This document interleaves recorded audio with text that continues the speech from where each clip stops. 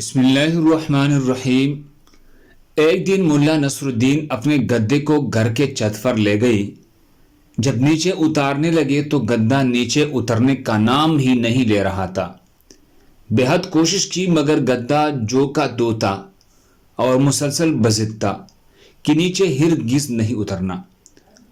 آخر کار ملا تک ہار کر خود نیچے آ گئے اور انتظار کرنے لگے کہ شاید گدا خود نیچے اتر آئی۔ تھوڑی دیر گزری تو ملا نے محسوس کیا کہ گدا چھت کو لاتوں سے توڑنے کی کوشش کر رہا ہے۔ ملا پریشان ہو گئی کہ چھت تو بہت نازک ہے، نہ اتنے مضبوط ہے نہ اس کے متحمل ہے کہ اس کی لاتوں کو سہ سکے۔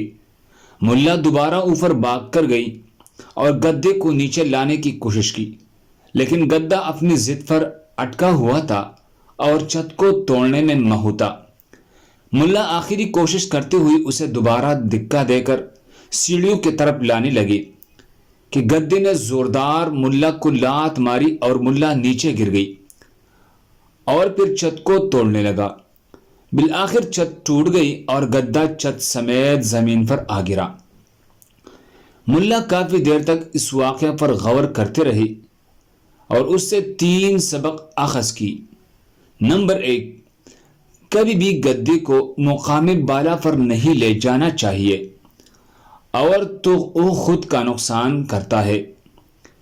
نمبر 2، خود اس مقام کو بھی تباہ و برباد کر دیتا ہے جس کا وہ اہل نہیں ہے۔ نمبر 3، اوپر لے جانے والے کو بھی نقصان پہنچاتا ہے۔ دوسرے مسلمانوں کی فائدے کے لیے آگے ضرور شیئر کریں۔ جزاک اللہ۔